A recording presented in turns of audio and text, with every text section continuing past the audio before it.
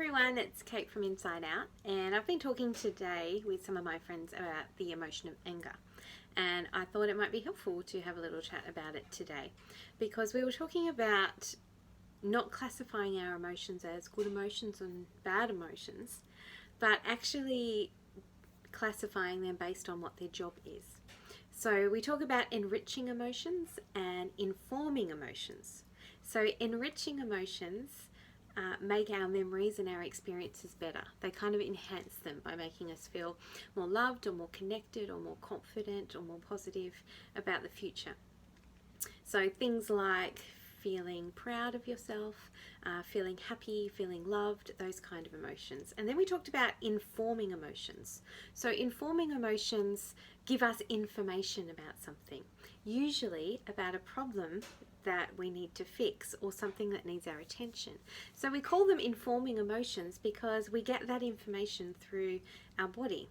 So the emotion creates energy within our body and it starts to come out in different ways. So it can be by our eyebrows scrunching up or our muscles tensing or our heartbeat going faster. And all those cues give us the idea that there's a problem and our body wants us to pay attention to it.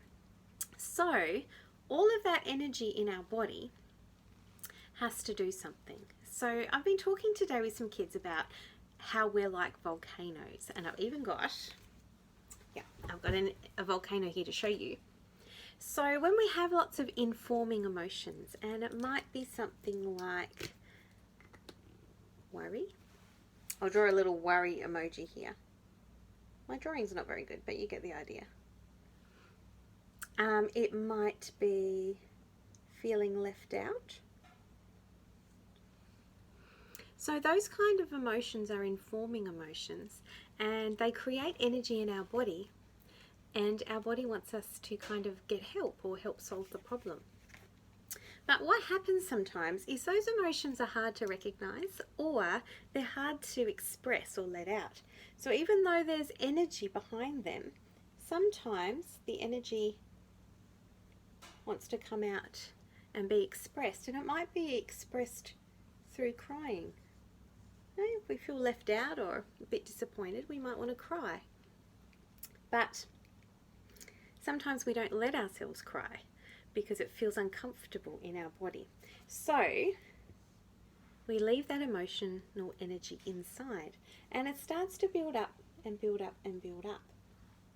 And then what can happen is we have quite a lot of pressure of energy on the inside of us. And when one more thing happens, we might have this much energy inside our body.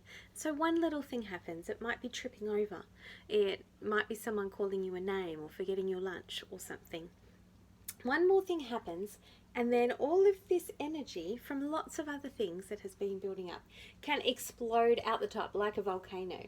So a volcano likes to explode when the pressure builds up so much that it can't hold it anymore. And that's what people are like. And that is what we call anger as a secondary emotion. So the anger actually comes second. The other emotions that come first just haven't been let out yet. So when we find a little thing that makes us a bit angry, sometimes all of the energy that's inside our body from all of the emotions comes out at once, and it can make the anger feel very strong and a little bit over the top for the thing that happened. So one of the things that we can do to help ourselves is just open up these vents.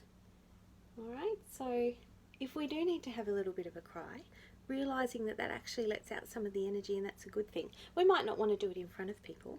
We might want to feel like it's a bit more private or just with one other person who feels like a safe friend, but we can still do that. We might want to let a little bit more out by talking to someone about what's happened. Maybe we want to let out a little bit more with some exercise. So if we start to funnel off some of this emotional energy, it doesn't all build up in there the next time that something happens that makes us angry.